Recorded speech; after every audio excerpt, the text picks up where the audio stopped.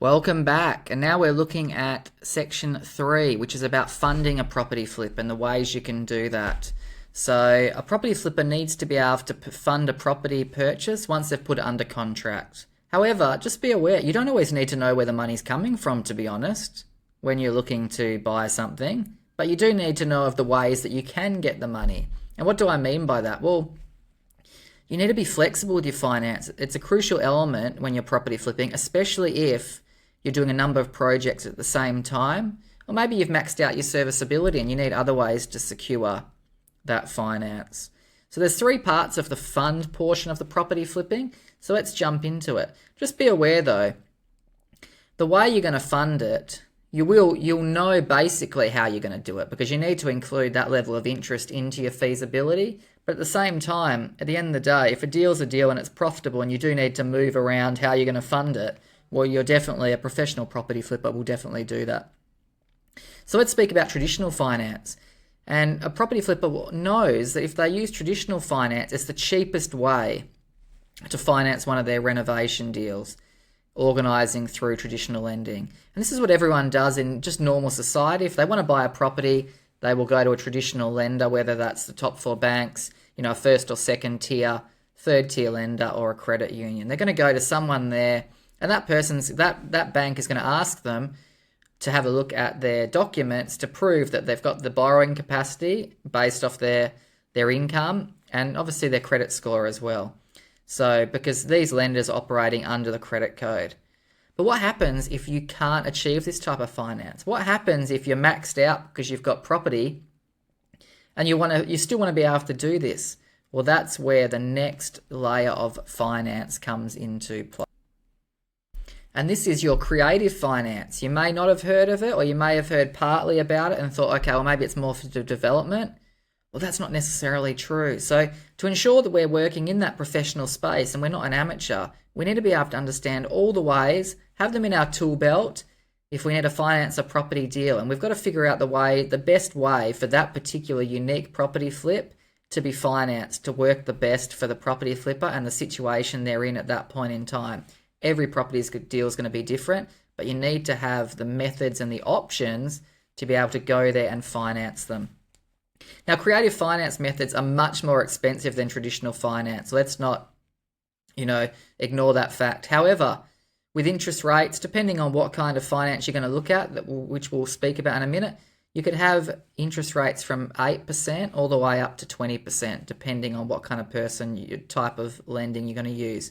And then there's fees on top of that, again, depending on what you're going to do. But it may allow a property flipper to put a deal together that's not possible any other way. So while you may have to spend $30,000 on fees to establish your loan and get that all set up with a private lender, you still might make $100,000. So when I look at, is it worth it? Well, yeah, it is. The numbers say it is.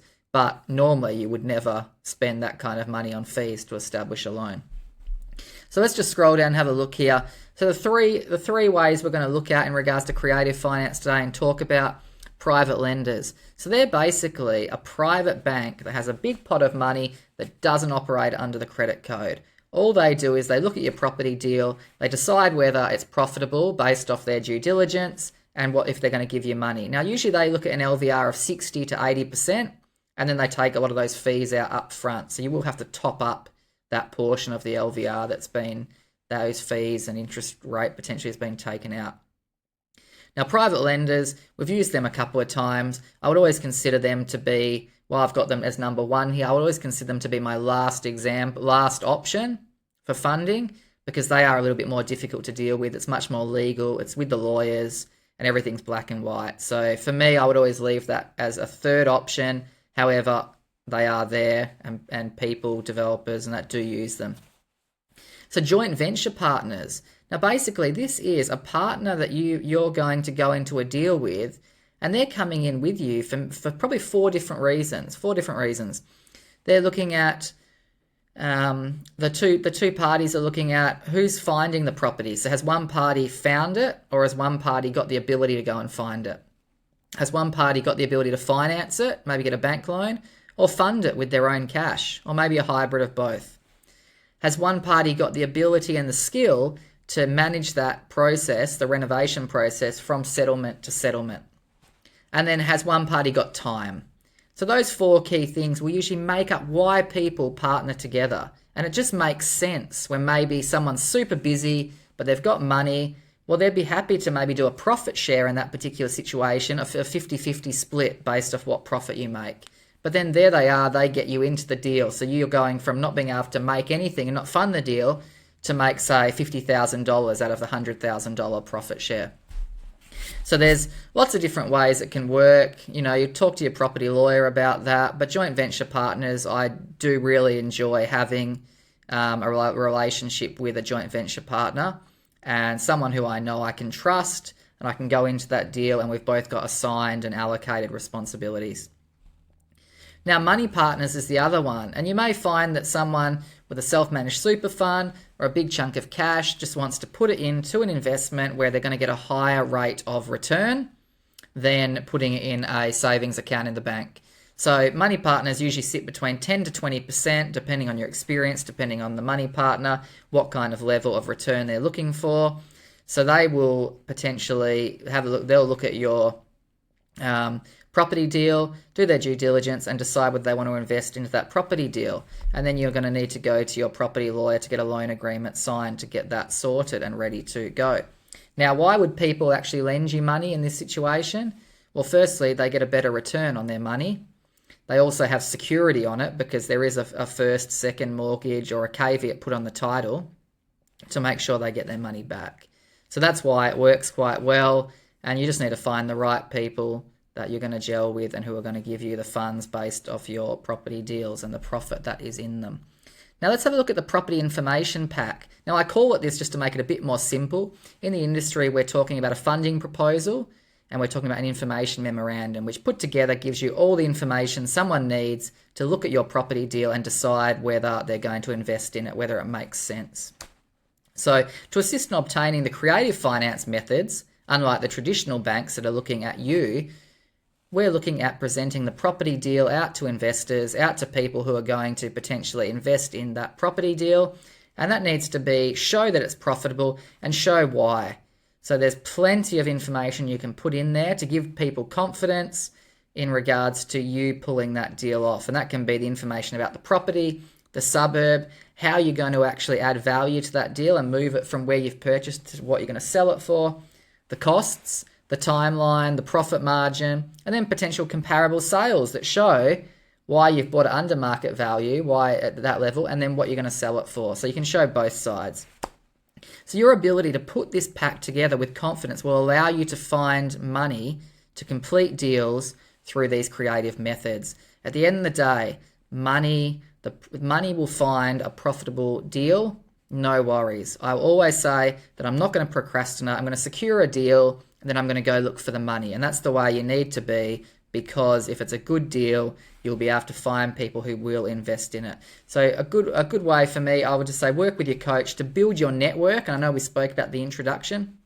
Build your network of people to make sure that you've got partners there that'll be crucial to your success. And you don't need them before you find something, but at the same time, it's always much easier to reach out to someone you know to see if they can fund your project. But just be aware, just because someone says to me, Damien, I've got money, and I find something in 3 months' time and come back to them, they may have invested that money into another project. So just be aware, it's not always important to have the partners lined up or the investors lined up, but it is important to understand how to find them and what you need to do to show them your property deal in the best possible light. Now let's jump forward and have a look at the case study. So this one's an interesting one. Rockingham in Perth, down south, about 45 minutes from the city. This is a 3-bedroom, 1-bathroom villa. It was very run down. It was put on the market with Ray White, and it was generating a large amount of interest because it had a price guide of under $400,000. Now, we actually partnered with a joint venture partner, another property flipper, who has cash available, which allowed us to put a cash offer forward. And that's allowed us to secure the property, not being the highest offer and being up against 14 other offers. And then we just organised with this particular joint venture to be a 50-50 profit share. And when you look at that particular arrangement, when I was speaking about before the 4 things that, you know, people partner with, we found the deal and we organised for the other property flipper to go have a look at it. They had the funding or the ability to, you know, with the cash to buy it. We had the skills and the knowledge and the time to go and project manage and renovate it. So there you go. So we had 3 of the things. They had 1 of the things. One of the most important being the cash, someone we could work with and trust, and that put the deal together. Now, we purchased this one for $415,000, spent a $50,000 renovation budget, and we sold it for $595,000. As you can see here, this is the one of the photos from the sale of the finished product. The roof had a respray to make it look good, quick tidy up of the gardens and mulch, removing anything that didn't look too good in terms of garden, and then painting of the eaves and the gutters. So here we are, we've got the lounge room when we first bought it, what it looked like. Again, not the worst property I've seen doing property flipping, but certainly not the best. And here we are, using grey, whites and blacks, you know, changing over the floor to hybrid, putting the new window coverings in, repaint, just looks very, very nice and homely. And here we are, the old kitchen. This was a 90s property, as you can see with the way it's set up. We actually kept the existing carcass, just painted the doors and put new knobs on it, and then we added in overhead cabinets, as you can see here. So only a $50,000 renovation, but that lifted it up $150,000. So really, really small deal. And it's one of my favourite deals because it only took 3 weeks to renovate it. And yet, look at the difference and look at the amount of money you can add. So it's all about buying the property right, at the right price, knowing your numbers, knowing the market, knowing what you can get for it. And this one in particular, we fees it at $575,000. And we ended up getting $595,000. So we were close, but there was a bit of cream on top, which is always good to have. So this, for me, yeah, absolutely favourite deal we've done so far. Really nice and easy, no stress, and as it should be. All right, let's jump forward and let's speak about fixing properties. I'll see you there.